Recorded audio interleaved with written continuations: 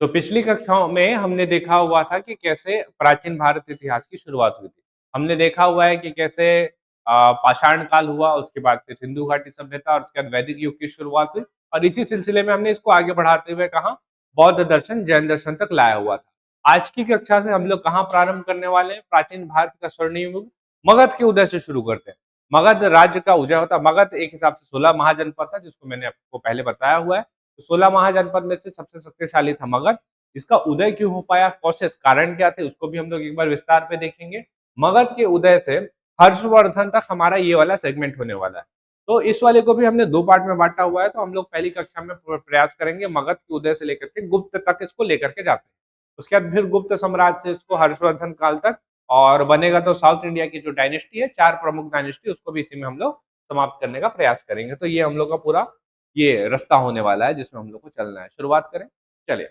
मगध के उदय से शुरू करना है तो आपको पहले ये देखना पड़ेगा कि हाँ, ये आपका रास्ता होने वाला है जिस रास्ते पे हम लोग चलने वाले हैं, है ना? तो अपने को शुरुआत में करना पड़ेगा, देखना पड़ेगा मगध राज्य या मगध महाजनपद का उदय।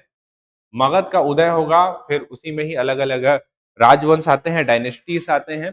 आखिरी जो डायनेस्टी रहता है, साम्राज्य रहता है, वो रहता है मौर्य डायनेस्टी। तो मौर्य साम्राज्य को हम लोग देखेंगे। मौर्य साम्राज्य आप जानते हैं, चंद्रगुप्त मौर्य, है ना? अशोक महान का आपने नाम सुना होगा। बहुत सारी चीजें हैं, उनको देखेंगे।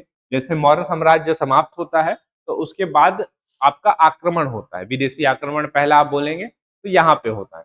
विदेशी मुस्लिम आक्रमण अलग होगा और विदेशी आक्रमण अलग होगा। तो शुंग हो गए, कुषाण हो गए और इंडो ग्रीक शासक जो रहते हैं ये आक्रमण करते हैं।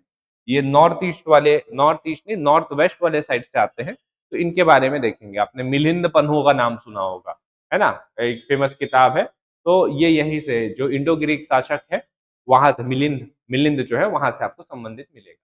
उसके बाद फिर जो है गुप्त साम्राज्य का उदय होगा। गुप्त साम्राज्य आप देखेंगे जो ये कुषाण है, कुषाण के समय के थे। इनको हम लोग जैसे हिंदी में शब्द इस्तेमाल करते हैं कि समकालिक शासक है ये, है ना? एक ही टाइम के थे, नोबल्स वगैरह थे। तो ये गुप्त साम्राज्य उन्हीं के टाइम के थे। फिर जब जैसे कुषाण की शक्ति खत्म होती, छिन्न होती गई, फिर गुप्त साम्राज्य अपने उदय के ऊपर ध्यान दिए होंगे, संभवतः यही होगा। और उसके बाद जब गुप्त साम्राज्य को डिटेल में देख लेंगे तो उसके बाद फिर हर्षवर्धन का काल आता है। इसको अंतिम महान अ, हिंदू शासक के रूप में भी बोला जाता है। और जैसे हर्षवर्धन को देखेंगे, हर्षवर्धन के साथ ही आपका जो प्राचीन भारत है वो समाप्त होता है, उसके फिर मिडिवल एरा शुरू हो जाता है। तो ये हम लोग का एक टाइमलाइन रहने वाला है जिस टाइमलाइन के आधार पे हम लोग चलेंगे और शुरुआत हम लोग वहीं से करेंगे, कहाँ? मगध से। ठीक है, तो टोटल कितने महाजनपद हैं? 16 महाजनपद हैं। मैंने आपको पहले भी बताया है कि पहले क्या थे, छोटे छोटे ग्राम रहे होंगे, है ना? ग्राम से फिर जन बने होंगे और जन से बड़े साम्राज्य होते हुए जनपद बने होंगे और फिर बाद में इसी जनपदों की संख्या टोटल कितनी होगी? 16 हो गई।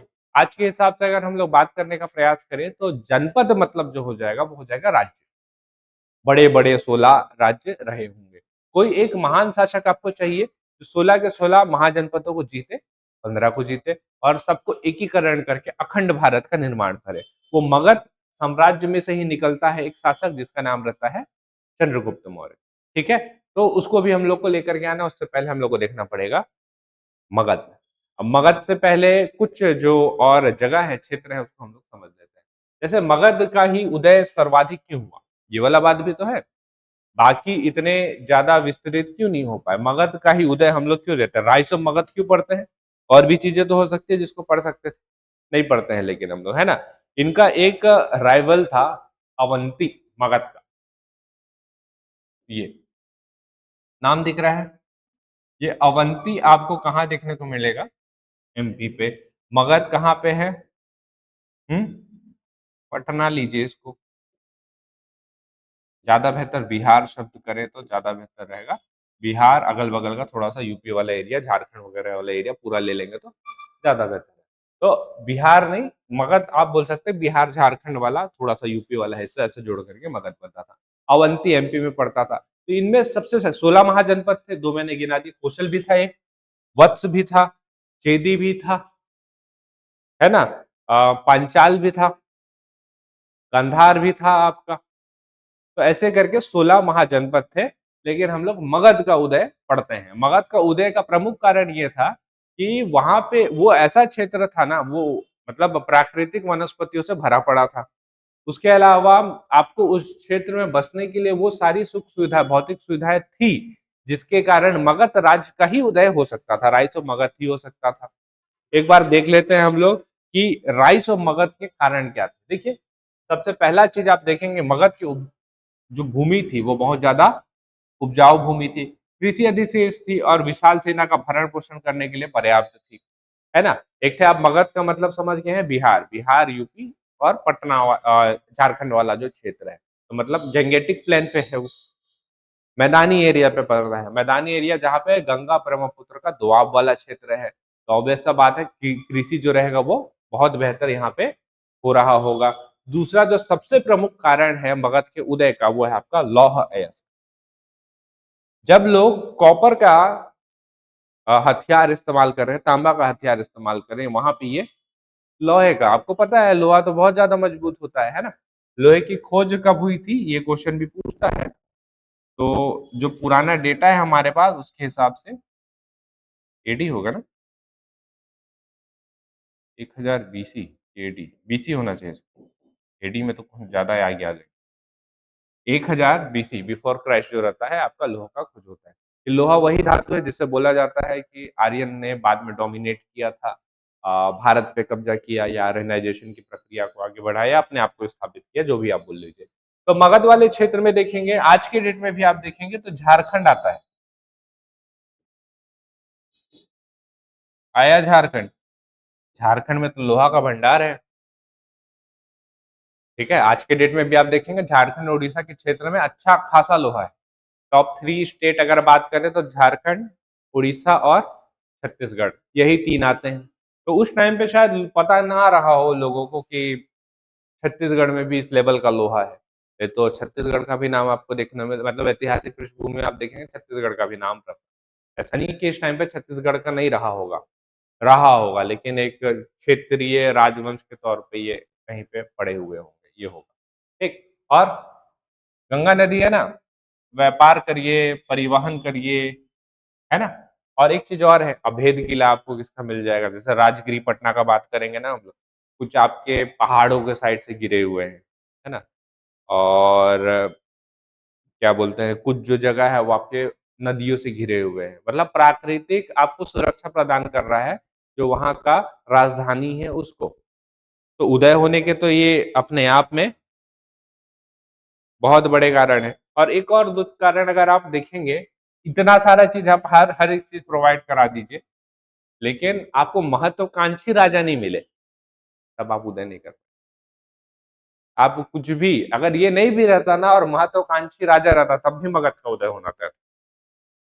ठीक है, तो महत्वाकांक्षी राजा,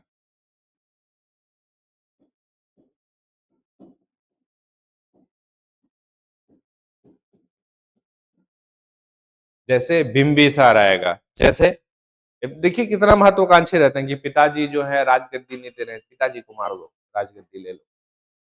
उसके पिताजी नहीं दे रहे हैं, तो फिर उसका फिर पोता जो रहेगा वो अपने पिताजी को मार देगा, राजगद्दी ले लो। तो इतना ज्यादा राज सिंहासन से और साम्राज्य से प्यार था कि कंटिन्यू आपको देखने को मिलेगा ना यही सारा, कि ये उसको मारा, ये उसको मारा, ये उसको मारा। उसके बाद फिर चंद्रगुप्त मौर्य आएंगे, अशोक का नाम तो आप जानते ही हैं, महत्वाकांक्षी नहीं रहते तो इतना नाम हम लोग देखते भी नहीं ना, पढ़ते भी नहीं, ये एक बहुत ज्यादा था, है ना। जैसे मैंने एक चीज और बताया आपको कि स्ट्रेटेजिक कैपिटल था इनका, एक चीज इसको हम लोग यहाँ पे डिस्कस कर लेते हैं। ये सारे पॉइंट्स एक एक लाइन पे लिख लीजिएगा, आपको काम आएगा। ठीक। आइए, एक और पॉइंट है जिसको हम लोग डिस्कस कर सकते हैं, वो है आपका स्ट्रेटेजिक कैपिटल।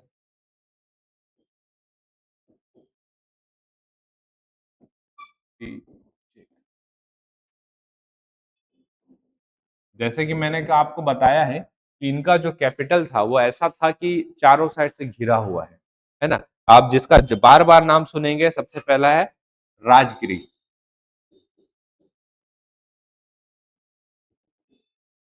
राजगिरी राजधानी रहने वाली, अभी मैं आपको सीक्वेंस में बताऊंगा।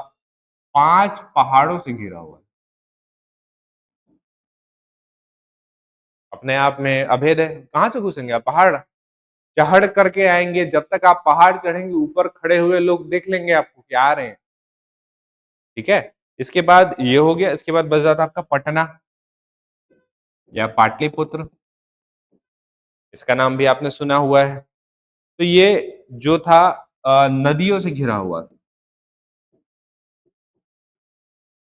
आज भी जाएंगे तो आपको देखने को मिल जाएगा। तो स्ट्रेटेजिक कैपिटल है राजगृह पटना, बार बार आपको नाम सुनने को मिलेगा, है ना। तो ये है नेचुरल वेजिटेशन एक कारण है। एक और आपको कारण बताऊं जिस कारण इन लोग के उदय होंगे। अगर वनस्पति बहुत अच्छी है, क्षेत्र बहुत अच्छा है, पानी वगैरह बहुत अच्छा है, बाहर वाले जो एक एक बार ये भी हुआ था कि चंद्रगुप्त मौर्य के टाइम पे जब ग्रीक वाले आक्रमण कर रहे थे, अलेक्जेंडर का नाम सुना है आप? ग्रीक वाले आक्रमण कर रहे थे, तो तुम लोग को एक चीज का डर था, पता है वो क्या है? हाथी। नहीं, हाथी उधर थोड़ी मिलेगा। यूज ऑफ एलिफेंट, हाथी का उपयोग। हाथी खतरनाक जानवर है उस टाइम पे, तो बंदूक बंदूक थोड़ी ना है आपके पास, कैसे मारेंगे हाथी को? और कवच पहन के आ गया हाथी, तब कैसे करेंगे आप? हाथी मारना ऐसा ही मुश्किल है, और हाथी को अगर आप कवच पहना करके भेजे तो सोचिए कैसे पूछ लेगा। और उस टाइम के हाथी और बड़े बड़े रहते थे। तो जब अलेक्जेंडर आक्रमण किया था, इधर पे भारत पे आया था, तो एक डर इन लोग का ये भी था, है ना। एक हम लोग वो पोरस के साथ वाली लड़ाई वाली हम लोग बना जाते हैं एक स्टोरी की, पोरस से लड़ाई हुआ अलेक्जेंडर का, और वो इतना प्रभावित हो गया, जो पोरस को तो हरा दिया था, इतना प्रभावित हो गया कि उसने पोरस को उसकी राजगद्दी और सिंहासन वापस दे दिया और बोला कि जा, मैं तुझसे बहुत खुश हूँ, तेरी राजगद्दी वापस करता हूँ। हालांकि ऐसा जो कुछ भी हुआ था उसका कुछ कंटेम्प्रेरी सोर्सेस तो होना चाहिए। तक्षशिला तो बगल में सटा हुआ था, कुछ तो लिखते। एकेडमिक शहर था, कुछ तो लिखा था। कुछ नहीं लिखा हुआ था। ये भी हम लोग कहाँ से पढ़ते हैं, जो ग्रीक के जो इतिहासकार लिख करके गए, वो पढ़ते हैं हम लोग, है ना। तो वो अपने पिताजी को खत्म करके आया हुआ है यहाँ पे, और उसको दुनिया जीतना है।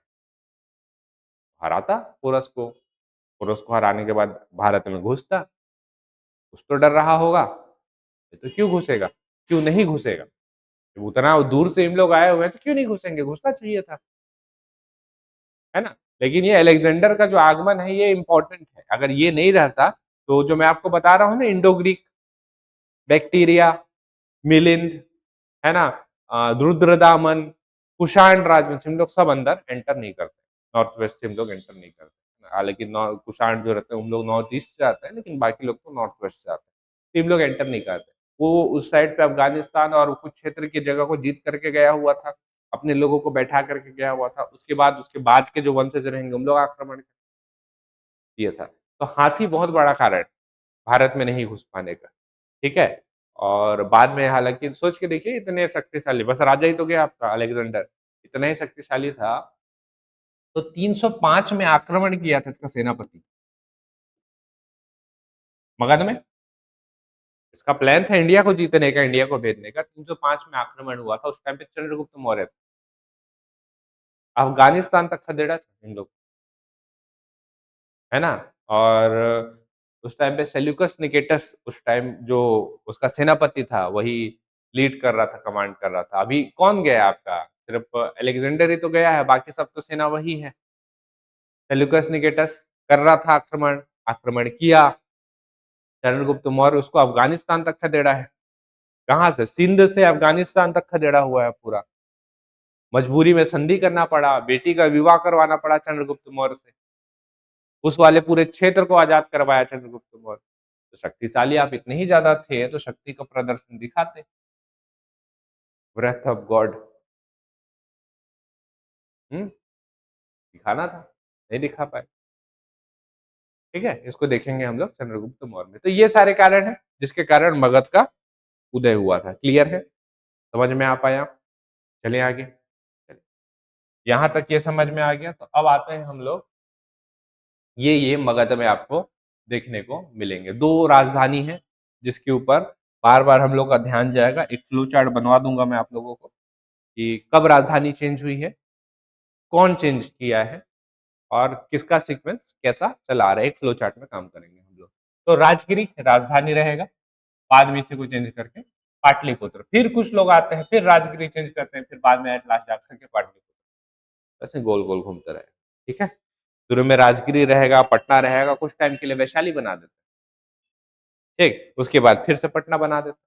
तो ये चलते रहेगा, बताऊंगा मैं आपको, एक पूरा फ्लो जब बनाएंगे ना तो वहां पे हम लोग देखेंगे। तो हम लोग का शुरुआत कहाँ से होता है, जब हम लोग बात करते हैं मगध राजवंश की, तो मगध राजवंश की शुरुआत करनी पड़ेगी आपको।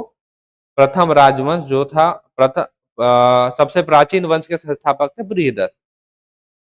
राजगिरी उसकी राजधानी, राजगिरी लिखा हुआ है ना, उसको लिखेंगे। और उसके बाद फिर बाद में हर्यक वंश जो रहता है, प्रथम पहला राजा तो मिल गया आपको बृहदत्त, और हर्यक वंश जो रहे, अच्छा बृहदत्त नाम ध्यान रखिएगा, बृहदत्त मगध का सबसे पहला राजा है। इस राजवंश की समाप्ति कहां से होगा, मौर्य के आखिरी राजा से इसका समाप्ति होने वाला है। मौर्य का आखिरी राजा भी रहता है बृहदत्त। ठीक है, शुरुआत वहीं से करिए, अंत भी वहीं से करिए, तो ये होने वाला है। चलिए आगे चलते हैं। सबसे प्रमुख जो पहला राजवंश रहेगा वो रहता है आपका हर्यक वंश। हर्यक वंश, ठीक है। बिंबिसार और अजातशत्रु दो प्रमुख नाम देखने को मिलेंगे। बिंबिसार का बेटा अजातशत्रु, अजातशत्रु अपने बेटे पिताजी को ही मार करके फिर राजगद्दी को हड़प लेता है। इस टाइम पे इन लोग जो रहते हैं राजगृह से ही शासन करते रहते हैं, राजगृह से ही शासन करते रहते हैं। बिंबिसार को आपको कैसे और ध्यान रखना है बताओ। बिंबिसार ही वो व्यक्ति है, महात्मा बौद्ध या गौतम बौद्ध की सेवा के लिए बिंबिसार ने अपने राजवैद्य जीवक को भेजा। तो जीवक पूछता है आपसे कि कौन है ना। तो हर्यक वंश का बिंबिसार का राजवैद्य कौन, जीवक, ये है, महात्मा बौद्ध की सेवा के लिए इन्होंने भेजा हुआ था।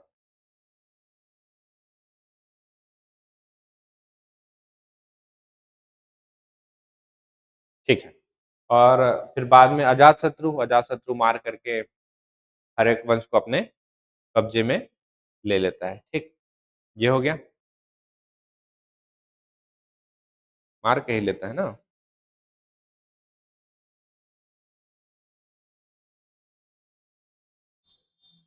हाँ, अजातशत्रु ने कर दी थी।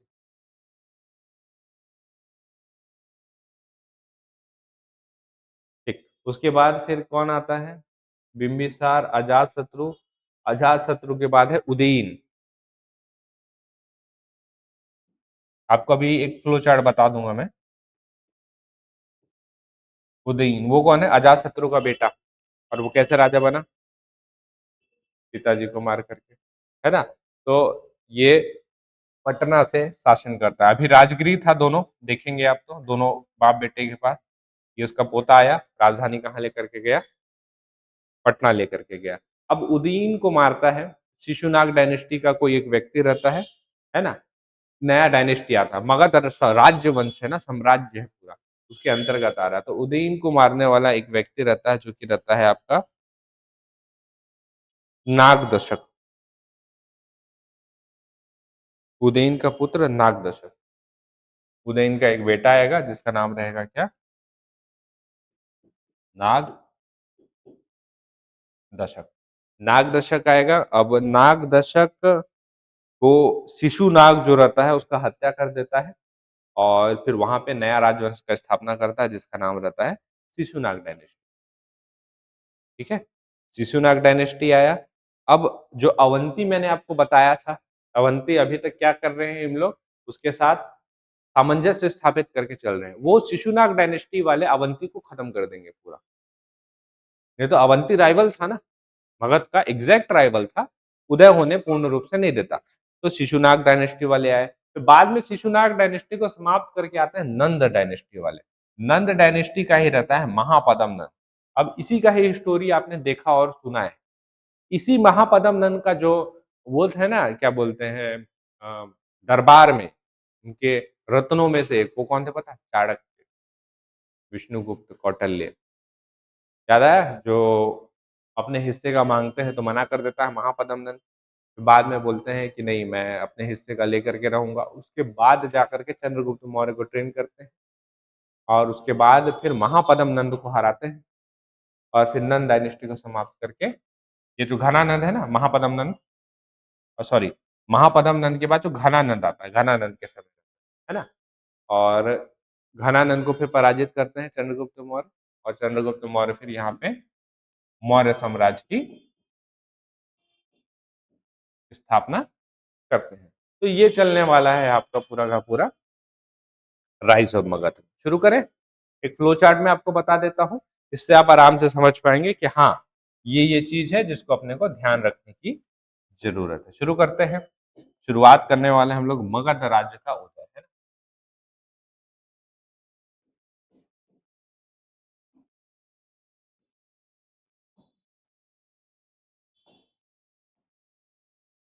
एक चीज और ध्यान रखने की आपको आवश्यकता है, मगध का उदय सीजीपीएससी मेंस का भी बहुत महत्वपूर्ण टॉपिक है, आपको पढ़ने की आवश्यकता है। ठीक, एक ये मैं इस वजह से भी बना करके आपको दे रहा हूँ, इससे आपको एकदम पता चल जाएगा एग्जैक्ट कि कैसे आपको इसको तैयार करना है नोट्स के रूप में। बाकी आपके पास बुक तो रहता ही है। ठीक, तो हम लोग कहाँ से शुरू करेंगे? हमने बेसिक देख ही लिया, तो हमको पता है कि बृहदत्त से शुरू होने वाला है, लेकिन बृहदत्त जो रहेगा वो किसी डायनेस्टी का राजा नहीं है, पहला राजा है बस। तो बृहदत्त को हम लोग साइड में लिख लेते हैं बस।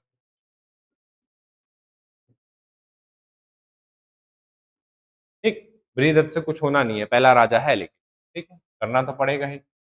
इसके बाद आता है आपका सबसे पहला राजा, होता है बिंबिसार,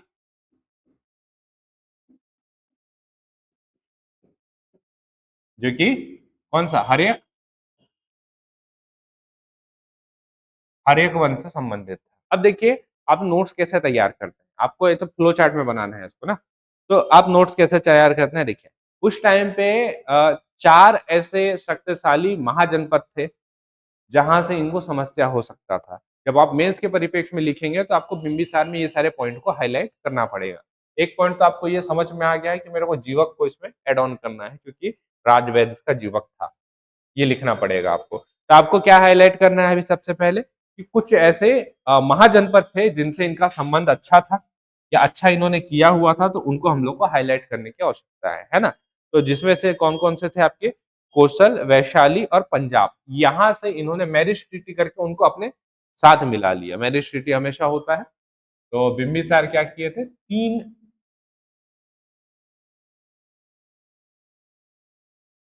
कौन कौन से,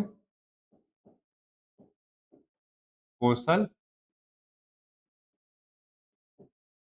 वैशाली और पंजाब। अब क्या करेंगे इसको, मैरिज अलायंस आप ऐसे लिखेंगे, है ना? एक और था जिनका सबसे शक्तिशाली था, जिसका नाम था अवंती। अवंती के साथ इन्होंने अलायंस कर लिया था। अलायंस को क्या बोलते हैं हिंदी में, संधि।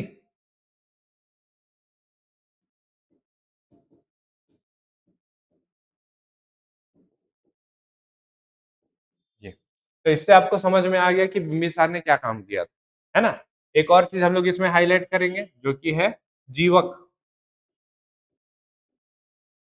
ये तो आपको ध्यान रहेगा कि हाँ, बिंबिसार के समय में जीवक नाम का कोई राजवैद्य रहा होगा। यहाँ क्लियर है? जैसे हम लोग बिंबिसार को समाप्त करते हैं, बिंबिसार के बाद आएगा अजात।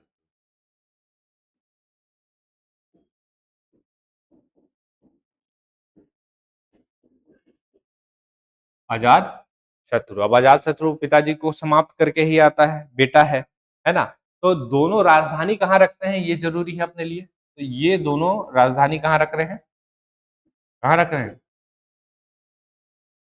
अवंती क्यों रखेंगे जी? हम्म, राजगिरी से इनकी राजधानी है।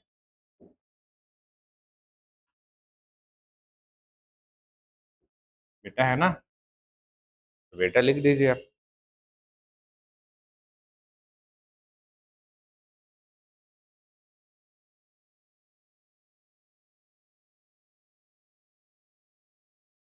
ठीक, बेटे ने कुछ तो काम किया होगा।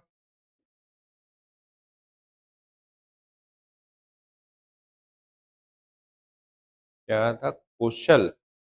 कौशल के साथ वैवाहिक संधि।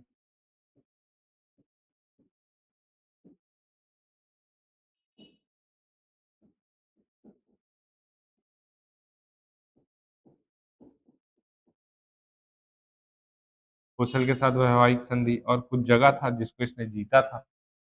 ठीक है, जिस था आपका वैशाली और काशी।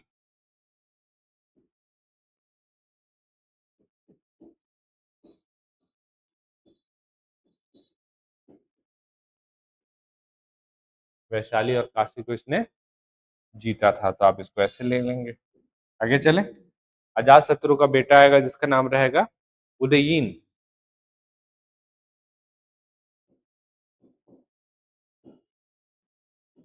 जो कि रहेगा इसका भी बेटा। ठीक।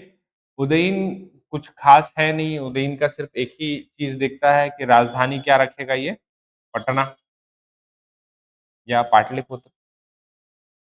आप इसको लेकर के चलिए, पटना या पाटलिपुत्र। ठीक। तो उदयीन के बाद उसका बेटा आता है जिसका नाम रहता है नागदशक। कुछ काम है नहीं उसका, बस बेटे को लेकर के आना पड़ेगा लेकिन अपने को। नाग दशक। ठीक। कौन है ये इसका बेटा? नाग दशक के बाद कौन आएगा? शिशुनाग डायनेस्टी की।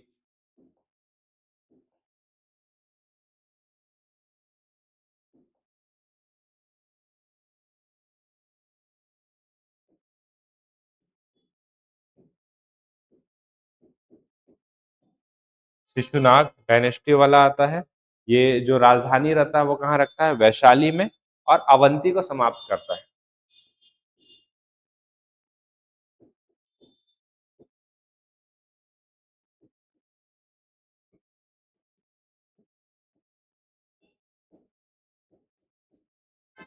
ठीक है, ये हो गया नाग दशक। अब नाग दशक के बाद हम लोग लेकर के आते हैं नया राजा, जो कि रहेगा आपका शिशुनाग के बाद आपका नंद डायनेस्टी आता है। पता है आपको? नंद, जहां पे आएगा महापदम नंद। अब फिर इसी महापदम नंद को समाप्त करके कौन? मौर्य वंश आ जाएगा। ठीक है।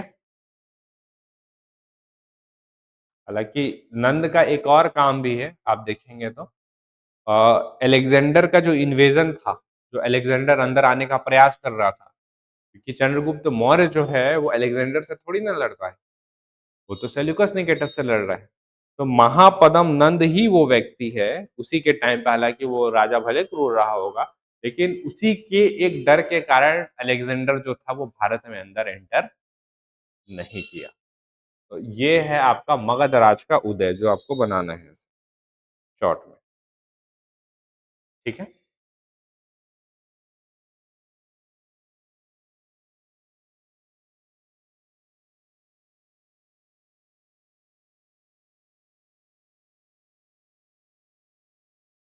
चलिए, क्लियर है यहाँ तक?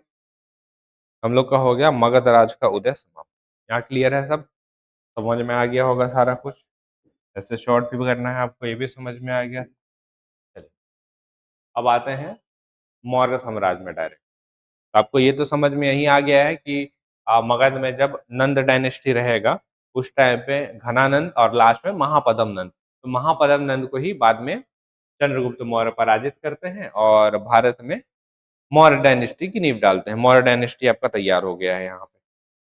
ठीक है। अब मौर्य डायनेस्टी में जब राजा बनते हैं चंद्रगुप्त मौर्य, कब बैठते हैं राजगद्दी पे और क्या टाइम रहता है, वो सारा चीज एक बार हम लोग देखते हैं। ठीक है। तो संस्थापक कौन है? मार्गदर्शक कौन है? चाणक्य, ये आपने पढ़ा हुआ है, आपको पता है। राजधानी कहाँ स्थापित करते हैं? पाटलिपुत्र में। होता क्या है ये बता देता हूँ आपको।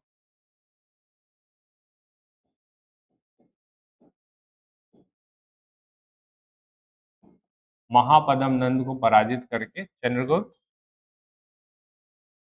मौर्य जो है वो राजा बन गए हैं। और राजधानी कहाँ रहेगी इनकी? पाटलिपुत्र में होने वाला है। राजधानी तो हो गई है, कब ये सिंहासन में बैठते हैं ये इम्पोर्टेंट है। तो ये है आपका 322 बीसी, डेट याद रखिएगा। डेट आप इस वजह से भी याद रखेंगे, अलेक्जेंडर जो महान शासक हम लोग लेते हैं जिसको हमेशा, अलेक्जेंडर की मृत्यु हुई थी 323 बीसी, 1 साल पहले। उल्टा चलेगा ना, बिफोर क्राइस्ट है तो उल्टा चलता है। तो 323 बीसी में अलेक्जेंडर की मृत्यु हुई थी। ठीक है? तो चंद्रगुप्त मौर्य राजा बने, कब से कब तक राजा बने मैं एक बार फ्लो चार्ट में आपको समझा देता हूँ। 3 ही राजा हैं प्रमुख, वही 3 राजा अपने को देखने हैं। तो चंद्रगुप्त मौर्य अपने को मिलेंगे 322 बीसी से 298 बीसी तक। ये है 298 बीसी। अगर आपको पिछला क्लास ध्यान होगा तो श्रवण बेलगोला भद्रबाहु जाकर के ऐसा लेखना विधि के द्वारा चंद्रगुप्त मौर्य ने अपने प्राण को त्याग दिया था। चंद्रगुप्त मौर्य कौन से धर्म के अनुयायी थे पूछता है, जैन धर्म को मानने वाले। इनके बेटे आएंगे जिनका नाम रहेगा बिंदुसार।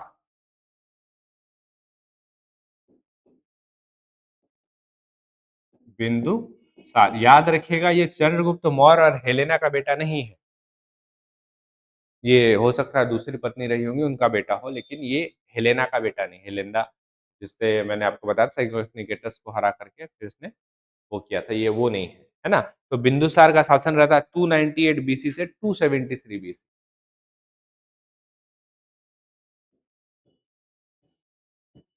273 बीसी। एंटियोकस वाला एक चैप्टर है उसको मैं बताऊंगा बिंदुसार का आपका क्या है, इसी में ही ऐड करेंगे। उसके बाद फिर अशोक आता है। 273 बीसी में ही उसको राजपाट संभाल लेना चाहिए था, लेकिन 273 में वो राजगद्दी पे नहीं बैठता है। पहले अपने जितने राइवल्स हैं उनको समाप्त किया जाए, उसके बाद अशोक 269 बीसी पे राजगद्दी पे बैठता है।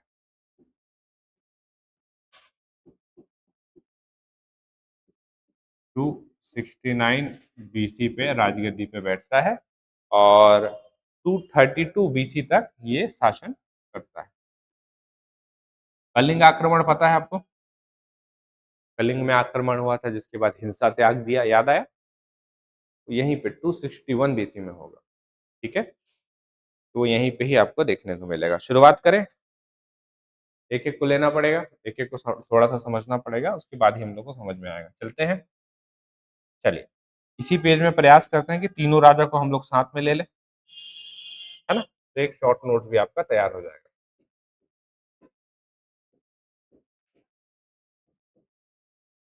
Chandragupta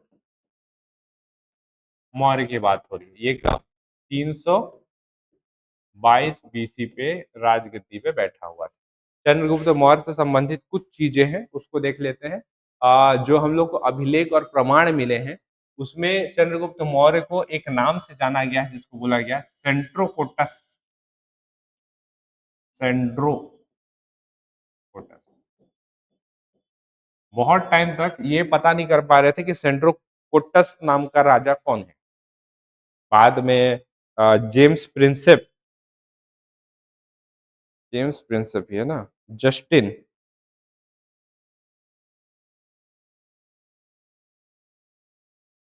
William Jones, William Jones ने फिर बाद में बताया कि सेंड्रोकोटस और कोई नहीं चंद्रगुप्त मौर्य ही है। ठीक, आते हैं। एक बहुत ही फेमस इनका लड़ाई है जो कि है आपका 305 बीसी में। किसके साथ? सेल्यूकस निकेटस जो मैंने आपको बताया था।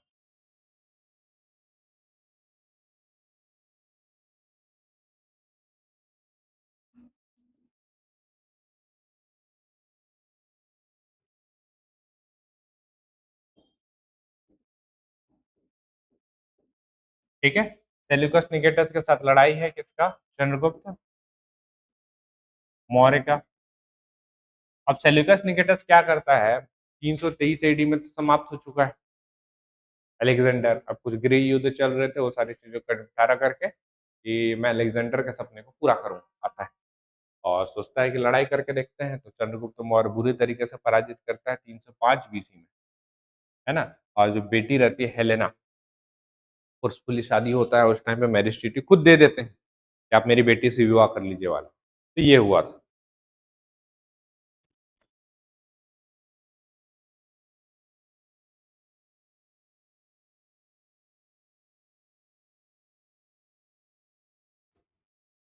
तो मेरी बेटी से विवाह कर लीजिए वाली स्थिति आती है, ये हुआ था। ठीक। अ, इसके समय इनका एक दरबारी था, जो कि आया हुआ था उधर ग्रीक साइड से, जिसका नाम था मेगास्थनीज। इसका नाम ज़रूर ध्यान रखिए।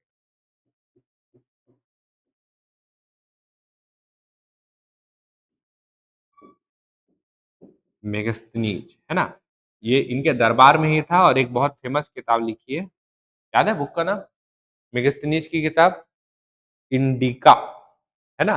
जिससे मौर्य साम्राज्य के बारे में हमको बहुत सारी जानकारी मिलती है। इंडिका नाम की किताब लिखी हुई। चलिए, जब यहाँ तक हो गया है, कुछ चीज़ें और ऐड करते हैं। क्योंकि ये आपके जैन धर्म के अनुयायी थे, तो 298 बीसी जब इनका निधन होता है उस टाइम पे, तो ये जैन धर्म में एक विधि है जिसको बोलते हैं संलेखना विधि। इनके गुरु थे कौन? भद्रबाहु। धार्मिक गुरु जो थे वो थे भद्रबाहु।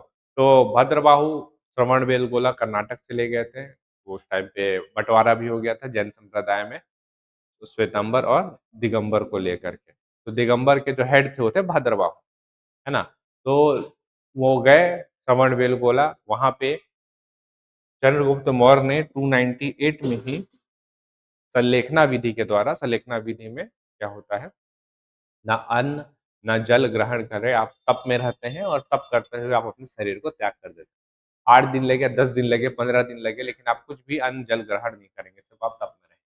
तो इस विधि के द्वारा चंद्रगुप्त मौर्य ने अपने शरीर का त्याग कर दिया। शरीर का त्याग या महापरिनिर्वाण वगैरह जो है इनको प्राप्त। तो ये 298 बीसी। अब इसी 298 में फिर इनका जो सुपुत्र रहेगा, जिसका नाम रहेगा बिंदुसार, वो राजगद्दी पे बैठेगा।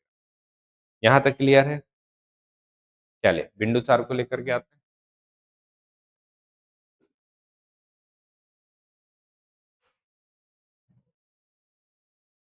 अगला है आपका कौन?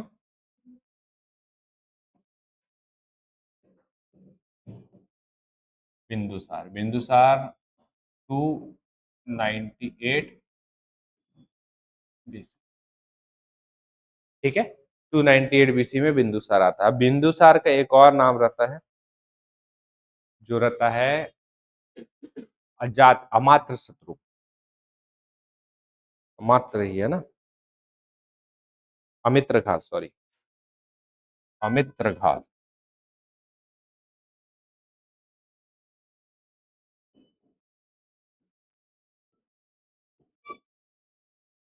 मतलब जो मित्र है उसको तो छोड़ देंगे, लेकिन जो अमित्र है यानी कि दोस्त नहीं है, उनको ये खोज-खोज करके मारते हैं। दुश्मनी करना महँगा पड़ेगा वाला हिसाब, ठीक? संप्रदाय ज़रूर ध्यान दीजिएगा, जैसे बिंदुसार, बिंदुसार जो है वो है अजीवक संप्रदाय से संबंधित।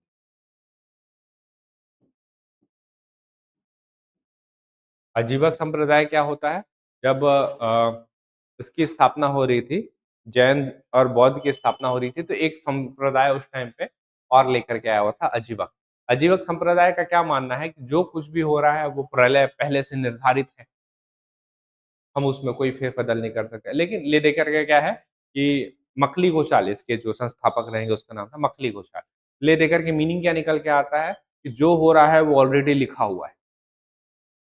अगर मैं कर्म करूँ तो मेरे को ये प्राप्त होगा। कर्म करना लिखा हुआ था इसलिए आपने कर्म किया। अगर मैं कर्म ना करूँ तो मेरे को ये प्राप्त नहीं होगा। लिखा हुआ था कि आप कर्म ना करो। समझ रहे हैं? तो दोनों तरीके से चिट और पट ये अपने पक्ष में ले लेते हैं। तो ये है अजीवक संप्रदाय। तो बिंदुसार जिसको मानने वाले थे वो कौन-सा थे? अजीवक संप्रदाय, है ना? चलिए, आगे चलते हैं हम। एक फ़ेमस इंसिडेंट है बिंदुसार से संबंधित, उसको मैं बताता हूँ। इनके पास जो रहता है बिंदुसार आजीवक संप्रदाय से संबंधित है, चलिए ये तो ठीक है। क्या होता है, इनके जो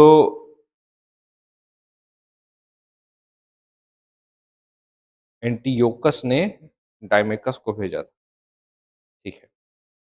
ये क्या करते हैं ना, सीरिया का एक नरेश रहता है, सीरियन नरेश इसको बोला गया है, सीरिया नरेश।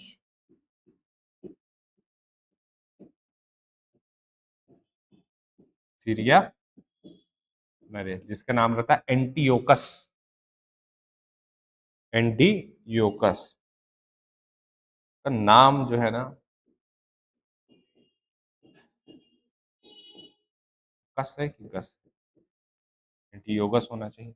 एंटियोगस क्या करता है, 3 चीज़ जो रहता है सीरिया नरेश से माँग करता है, क्योंकि राजा में वो सारा चीज़ चलते रहता है, संधि वगैरह जो रहता है वो होते रहता है। तो ये 3 चीज़ जो रहता है सीरिया नरेश से माँग करता है, कि ये बन पाएगा तो ये 3 चीज़ जो है आप मेरे को भिजवाइए, है ना? मेरे को इसकी आवश्यकता है। सबसे पहला चीज़ रहता है अंजीर,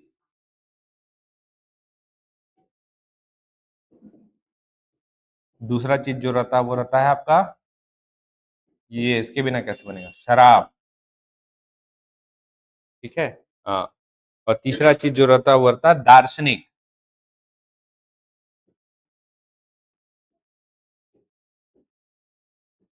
क्या रहता है? दार्शनिक। तो ये 3 चीज़ माँगते हैं, अंजीर, शराब और दार्शनिक। तो एंटियोकस जो रहता है वो क्या करता है, 2 चीज़ तो भिजवाता है, अंजीर ले लीजिए, शराब ले लीजिए, लेकिन मैं आपको दार्शनिक नहीं दे सकता। इस वजह से ये इंसिडेंट है ना? और इसके टाइम पे बिंदुसार के टाइम पे एक व्यक्ति रहता है जिसका नाम रहता है डाइमेकस, जिसको मेगास्थनीज का उत्तराधिकारी माना गया है।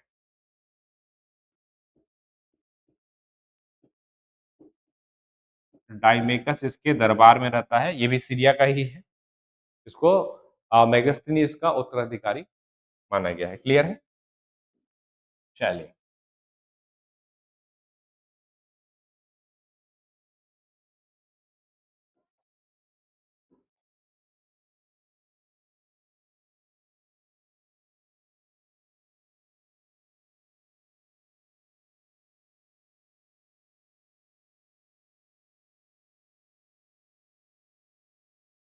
शुरू करें?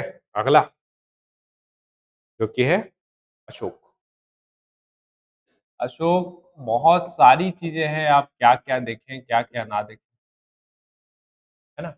तो अशोक 298 अगर आप यहाँ देखेंगे, तो इसको राजगद्दी में 298 बिंदुसार जब जाता है, तो उसके बाद इसको राजगद्दी में बैठ जाना चाहिए था, यानी कि 273 में राजगद्दी में बैठ जाना चाहिए था। 273 में बिंदुसार का निधन हो जाता है, लेकिन ये नहीं बैठता है।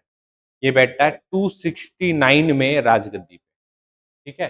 तो अशोक कब से राजगद्दी में बैठेगा, ये राजगद्दी का तिथि है ना, इनका जन्म तिथि नहीं है, ध्यान रखिएगा। 269 बीसी में ये राजगद्दी में बैठता है। तो 273 से 269 ये 4 साल कहाँ था? तो अपने जितने राजगद्दी के प्रतिबंधी थे, सबको खत्म कर रहा था। सीधा-सीधा ये ध्यान रख लीजिए, ठीक? अब अशोक से संबंधित कुछ चीज़ों को हम लोग देखते हैं। सबसे पहला चीज़ जो है ये 261 जैसे राजगद्दी में बैठा 8वें साल यानी कि 261 बीसी पे ये कलिंग पे आक्रमण किया। वही कलिंग आक्रमण, ध्यान आया? जिसके बाद ये अपना तलवार जो रहता है त्याग कर देता है। बोलते हैं कि इसने इतना हिंसा देख लिया कि ये अपने तलवार को फिर त्याग कर दिया। तो पहले जो भाई-बहनों को मारा था वो भी तो है, वो कौन बताएगा? है ना? कुछ नहीं अपने पूरे एम्पायर को कंसोलिडेट करने का एक तरीका था। लोग ज़्यादा हिंसात्मक मत हो जाए, रेबेलियन मत हो जाए, तो धर्म के नाम पे उनको एकजुट करके रखो, है ना? 269 अब आपको पता है कि इसने बुद्धिज़्म को धारण कर लिया था और जितने भी रिचुअल्स थे, एनिमल सैक्रिफाइस वगैरह जो था वो समाप्त कर दिया गया। कंडीशनल एनिमल सैक्रिफाइसेस है ये सारे और जब डिटेल पढ़ेंगे तो आपको समझ में आएगा क्या कि पहले अगर 10 एनिमल सैक्रिफाइस करते थे तो अब हम लोग 8 करेंगे, 2 को कर सकते हैं, खाना भी तो है, ठीक है? तो इस टाइप से कंडीशनल आपको थोड़ा देखने को डिटेल में जाएँगे तब देखने को मिलता है, नहीं तो आपको नहीं समझ में आएगा ऐसा। ठीक, तो 261 बीसी कलिंग आक्रमण। अब यहाँ के बाद ही इसने बुद्धिज़्म को अपनाया था। कौन अपनवाया था इसको? ये तो पता है ना आपको कि बौद्ध है। तो इनको बौद्ध धर्म का जो दीक्षा है वो उपगुप्त दिया था, इसको ज़रूर उपगुप्त, यही वो व्यक्ति है जिसने इसको इनको बौद्ध धर्म का दीक्षा दिया था। कुछ चीज़ें और ऐड करें तो जब ये क्या बोलते हैं राजगद्दी में बैठा, उससे पहले कहीं न कहीं तो ये काम कर रहा होगा ना? तो ये उस समय अवंती का राज्यपाल था, इसको भी लिख लीजिएगा।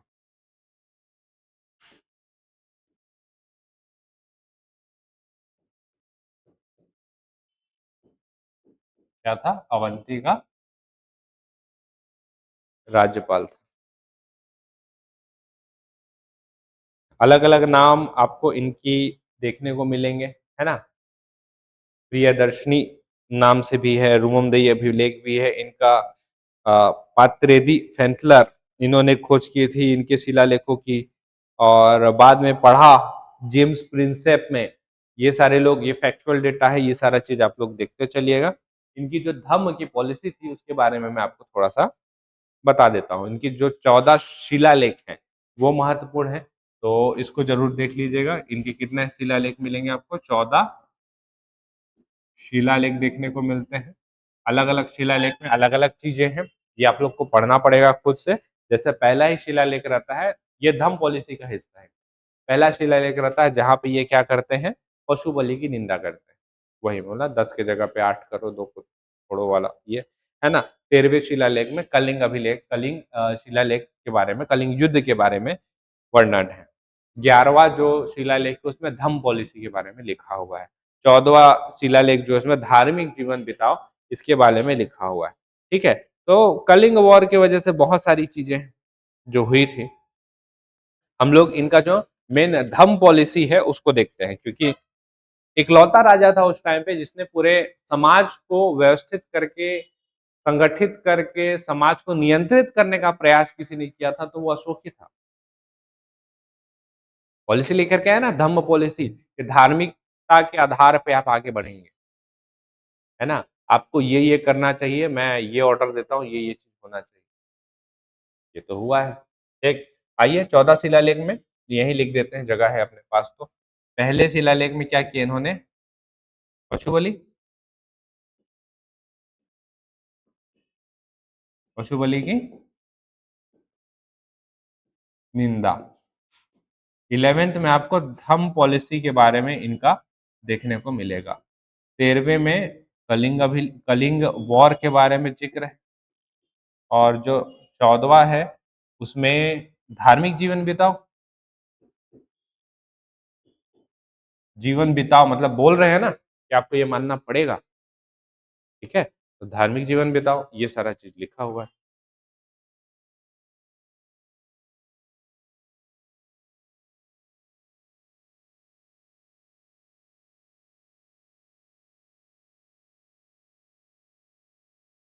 चलिए इनके धम्म पॉलिसी को देख लेते हैं, ये महत्वपूर्ण है।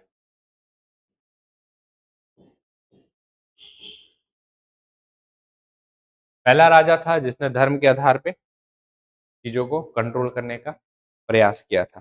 तो धम्म पॉलिसी में क्या करते थे ये, क्या क्या होता था और कैसे लोग थे? अभी आपने देखा ना कि हिंसा को आप खत्म करिए, हिंसा नहीं करेंगे, ये बोला गया है। अगर आप धर्म को नहीं मानते, तो लोग रखे हुए थे हिंसा करने के लिए। हाँ, धर्म मतलब धर्म ले लीजिए इनका, धार्मिक। ठीक है, आइए एक एक करके देखते हैं। सबसे पहला, धम्म पॉलिसी का इनका जो सबसे प्रमुख चीज था कि इसको लाया ही क्यों गया। सबसे पहला चीज ये है, वो है सोशल ऑर्डर को मेंटेन करने के लिए, है ना? जो सामाजिक व्यवस्था है उसको नियंत्रित करने के लिए ही लाया गया था, क्योंकि इतना बड़ा एम्पायर था। आप अगर धर्म के नाम पर के उसको संगठित करने का प्रयास नहीं करेंगे तो टूट जाएगा। तो सोशल ऑर्डर को अपने को कंट्रोल करना है। तो धर्म पॉलिसी का मुख्य उद्देश्य में आप देखेंगे क्या रहेगा? टू मेंटेन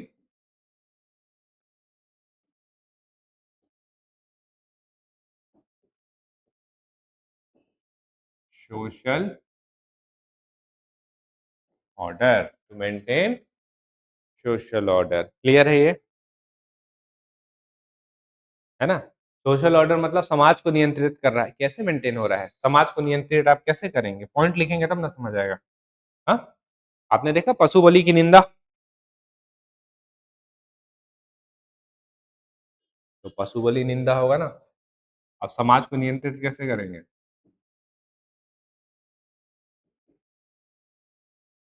बैन को क्या बोलते हैं? रोक, पशु बलि पर रोक, पशु बलि पर रोक, अब ये ले लेंगे।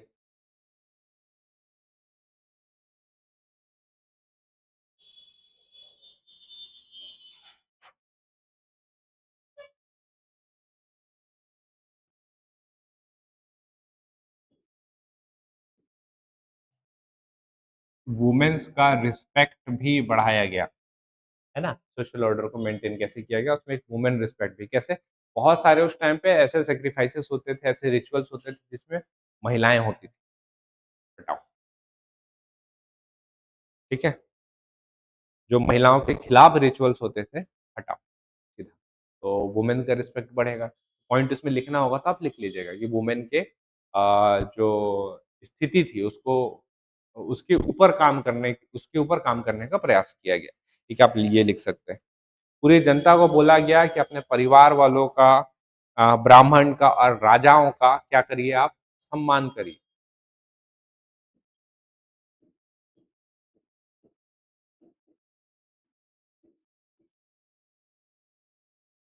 पेरेंट्स को क्या बोलते हैं? माता-पिता। कोई एक शब्द है? हुँ?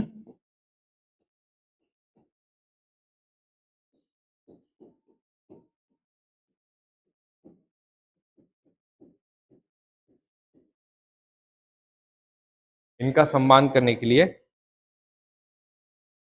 बोला गया। ठीक है? सोशल ऑर्डर यानी कि आप समाज को कंट्रोल कैसे कर रहे हैं, देख लीजिए, हो तो रहा है समाज कंट्रोल। पशु बलि पे रोक लगा दिया है आपने। आपने बोला है कि वुमेन से संबंधित जो भी ऐसा चीज़ है जिसमें वुमेन को प्रताड़ित किया जाता था, वो बंद हो।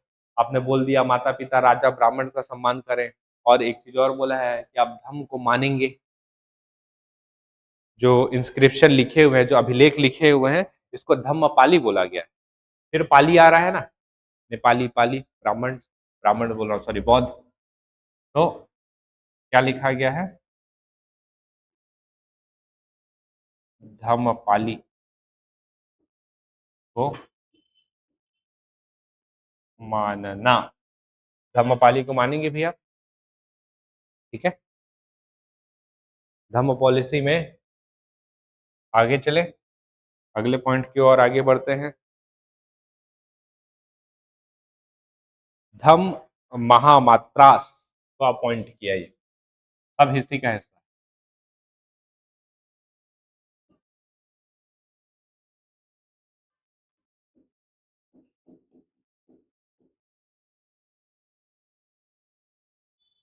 धम्म महामात्रास, इनको अपॉइंट किया गया। इनका काम क्या था? जो ये लिखे हैं ना 14 अभिलेखों में, या जो बोल रहे हैं धम्म को विस्तृत करिए, आगे बढ़ाइए, फैलाइए, है ना?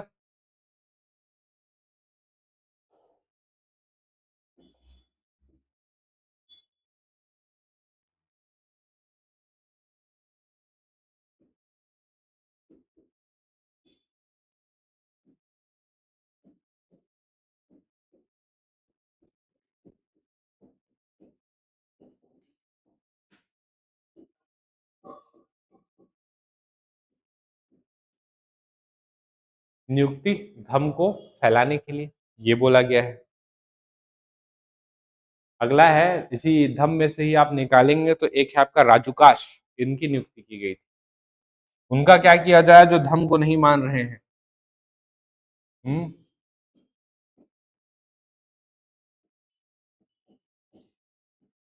जो धम्म को नहीं मान रहे हैं उनका क्या करें? सजा भी तो देना है। तो उसके लिए जो मान रहे हैं और जो नहीं मान रहे हैं, दोनों के लिए राजूकाश अपॉइंट किए गए थे। जो मान रहे हैं उनको क्या करेंगे आप? अवॉर्ड। और जो नहीं मान रहे हैं उनको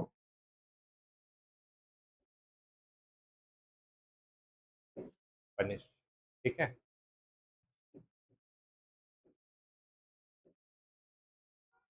नियुक्ति किया गया था राजूकाश का। तो ये थे।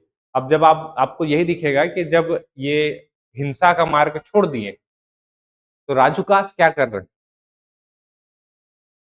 हिंसा का मार्ग तो आप छोड़ दिए ना, तो राजूकाश फिर पनिश क्यों कर रहे हैं? मैं थोड़ी कर रहा हूँ, वो तो राजूकाश कर रहे हैं। हिंसा का मार्ग कौन छोड़ा था? अशोक छोड़े थे ना, मेरे आदमी थोड़ी ना छोड़े।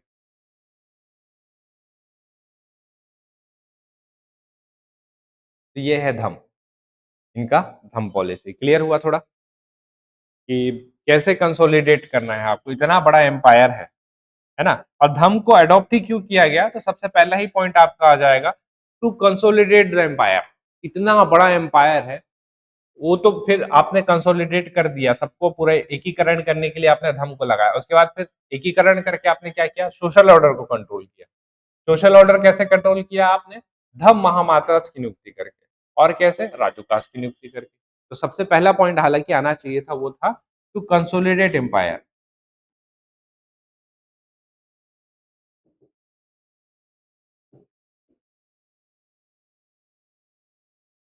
टू कंसोलिडेट एम्पायर, ये आपका सबसे पहला पॉइंट होना चाहिए। क्लियर है ये? चलिए, यहाँ भी समझ आ गया होगा आपको पूरा।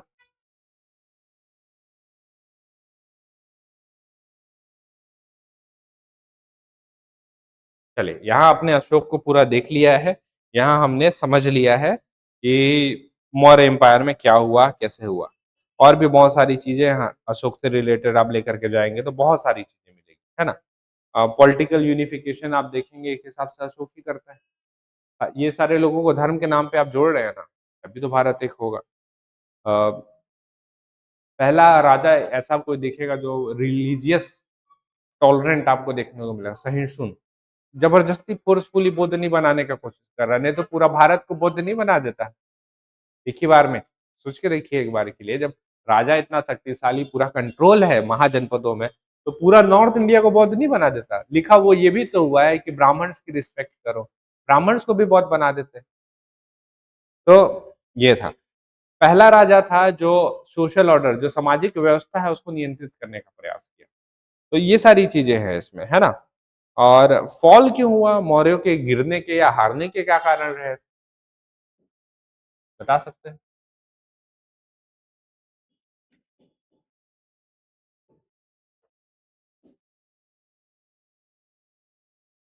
क्यों हुआ होगा, एक आध दो पॉइंट। पहला पॉइंट तो आपको यही दिख गया ना, इतना ज्यादा प्रचार प्रसार कर रहे हैं आप, पूरा पैसा तो खत्म कर रहे हैं। दूसरा, कोई इतना शक्तिशाली राजा भी तो चाहिए आपको, जो मौर्य के बाद जो रहे संभाले, यानी कि अशोक के बाद संभाले। अशोक के बाद, अशोक क्योंकि शक्तिशाली था, तो वो अगर पैसा खर्च भी कर रहा है तब भी डर से नहीं करेंगे उसके ऊपर आक्रमण, कि हथियार रखा हुआ है उठा लिया तो। डर है ना, कलिंग में जैसा किया था, नरसंहार किया हुआ था, और जैसे बाकी क्षेत्रों को जीता, भाई बहनों को मार करके राजा बना था, तो डर बैठा हुआ था। ये वो वाला नहीं था कि वो हथियार नहीं उठा सकता, ये है कि वो हथियार उठा करके छोड़ चुका है, डर इसका था दोबारा मत उठा। तो वीक रूलर, सबसे पहला चीज तो आपको देखने को मिल गया। दूसरा, नए साम्राज्य स्थापित हो रहे हैं जो नॉर्थ वेस्ट से आएंगे ना, अगर ये आक्रमण नहीं करते तब भी तो मौर्य एम्पायर ज्यादा चलता, है ना। तो नॉर्थ वेस्ट से आपके आने, शुंग आने वाले हैं, कानवास आने वाले हैं, सातवाहन आने वाले हैं, कुषाण आने वाले हैं।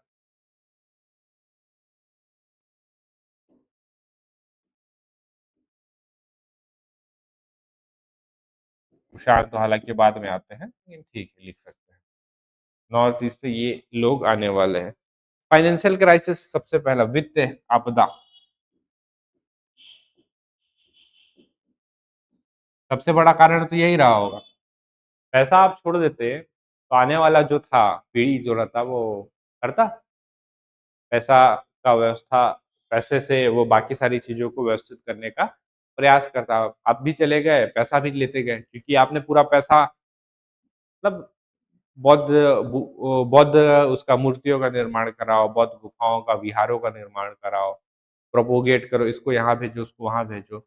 ये सारी मिशनरी के काम पे भी लगे थे अपनी। इवन बौद्ध संगति हुआ था, आपको पता है, इन्हीं के टाइम पे हमने बौद्ध में देखा हुआ था। बौद्ध संगति के बाद अपनी बेटी, संघमित्रा नाम था शायद, संघमित्रा ही था ना,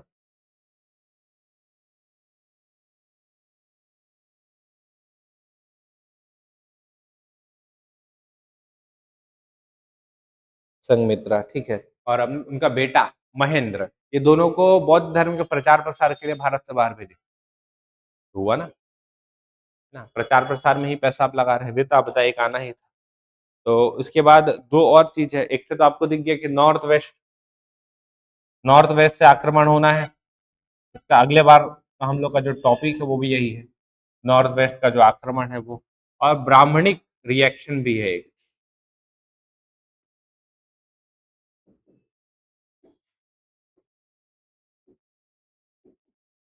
एक ब्राह्मण रिएक्शन भी है, इसको भी हम लोग बोल सकते हैं।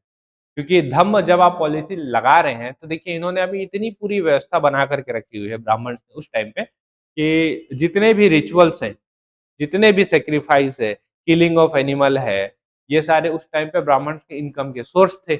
आपने तो बंद करा दिया। तो कोई ऐसा बाद में राजा चाहिए ना, जिस सबको दोबारा शुरू कराए। तो सातवाहन राजा शुरू होता है ना? जो अपने आप को इसी रूप में स्थापित करता है कि हम लोग ब्राह्मण के सेवियर हैं। इस नाम से अपने आप को स्थापित करता है। समझ आया? ठीक है? इसके बाद का जो राजा है वो सातवाहन ही है। ठीक है? ब्राह्मण डायनेस्टी आता है, सातवाहन आता है। अंतिम राजा ध्यान रखिएगा, मगध का बृहदत्त।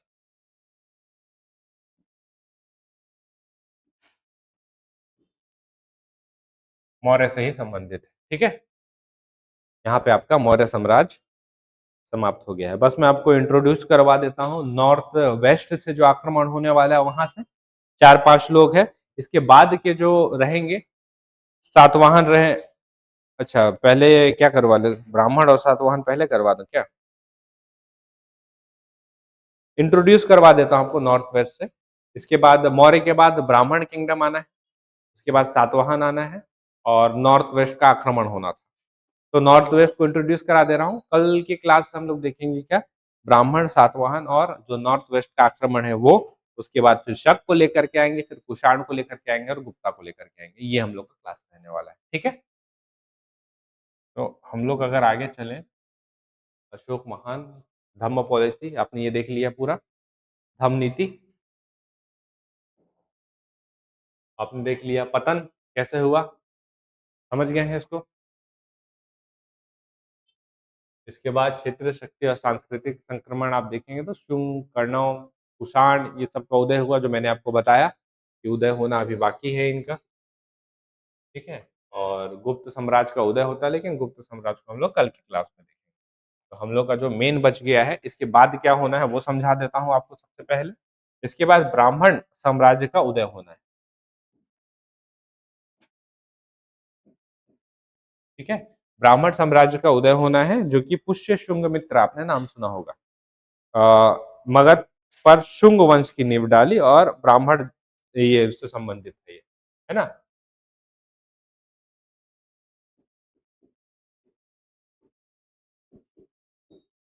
पुष्प शुंग, पुष्य मित्र शुंग, सॉरी।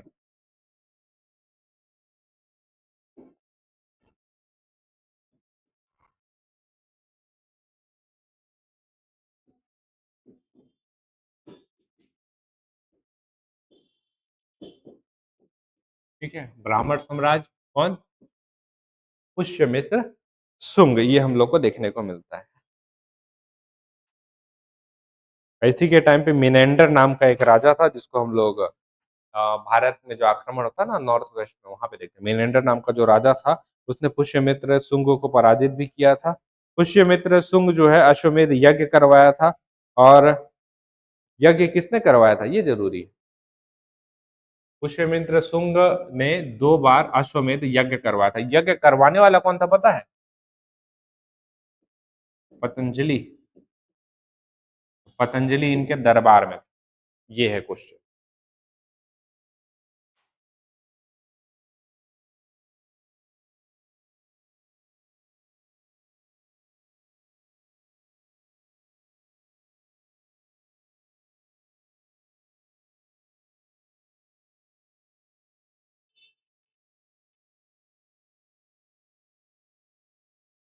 ठीक, ये ब्राह्मण वंश हो गया। अब ब्राह्मण वंश से शुरुआत कहाँ से हुआ? पुष्यमित्र शुंग से हुआ, और इसी का जो अंतिम राजा रहेगा उसका नाम था, शुंग वंश चल रहा है ना, देवभूति अंतिम राजा।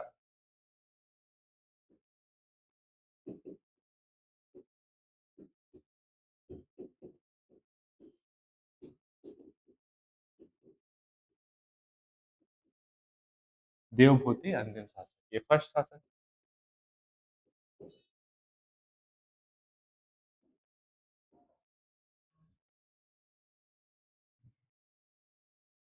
ठीक है।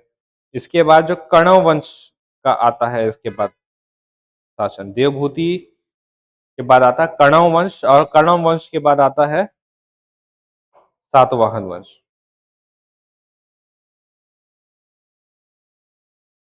शिमुख।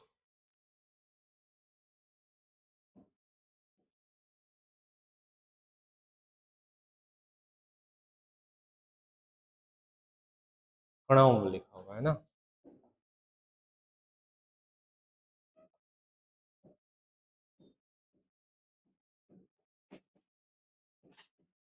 के बाद सातवाहन, इसको थोड़ा सा देखेंगे हम लोग।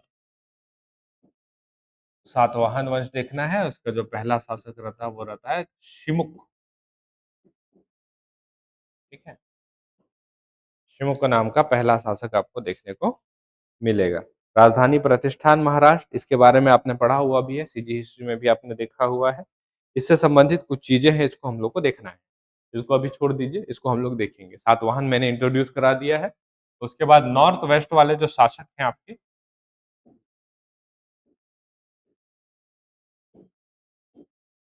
नॉर्थ वेस्ट जहां से आक्रमण होना है अभी, उसको देख लेते हैं। एक तो आपको इंडो ग्रीक आएंगे, हिंदू यूनानी शासक आएंगे सबसे पहले। इंडो ग्रीक, जिसमें मिनेंडर नाम का एक राजा आएगा। आपने मिलिंद पन्हो जरूर सुना होगा। मिलिंद पन्हो वो और नागसेन के बीच का संवाद है, जो बहुत ज्यादा पाली भाषा में बहुत ज्यादा प्रचलित है। तो ये हिंद यूनानी शासक। बैक्टीरिया आएगा, बैक्टीरिया नाम है, बाद में उसी बैक्टीरिया के नाम पे बैक्टीरिया का नाम बैक्टीरिया पड़ गया। ठीक है, तो बैक्टीरिया नाम का था एक। ठीक, एंटियोकस है, बैक्टीरिया है, डिमेट्रिस है, और उसके बाद मिलिंद पन्हो, मिलेंडर नाम का, मिलेंडर और नागसेन का। तो वो इंडो ग्रीक में ही आपको देखने को मिलेगा। इसके बाद शक आता है, दूसरा जो है शक आता है, शक शासक। सुने हैं इसके बारे में? शकों को पराजित किया, मध्य एशिया के निवासी थे, है ना। चंद्रगुप्त विक्रमादित्य का नाम सुना होगा आपने, जिसने शकों को पराजित किया था और विक्रमादित्य की उपाधि धारण की थी, यही शक है। ठीक है, तो ये शक है। और फिर इसी शक का एक प्रतापी शासक आता है, जिसका नाम रहता है रुद्रदामन। इसको मैं कल बताऊंगा आपको। जिसका जूनागढ़ अभिलेख बहुत ज्यादा प्रचलित, आए तो बाहर से थे। जूनागढ़ अभिलेख किसमें है? संस्कृत में है। इन लोग आए यहाँ अडेप्ट कर लिए और यहीं के हो गए। तो जूनागढ़ अभिलेख आपको शक का देखने को मिलेगा। ठीक, शक के बाद आपका पहल्लव है। पहल्लव बहुत ज्यादा बसते नहीं है। उसके बाद फिर कुषाण आ जाते हैं। कुषाण को आप जानते हैं, नवरत्न के लिए बहुत ज्यादा विख्यात है। इवन आपको पता है कि चौथा बौद्ध संगति इन्हीं के टाइम पे हुआ था, राजा कनिष्क, कश्मीर में। कुषाण।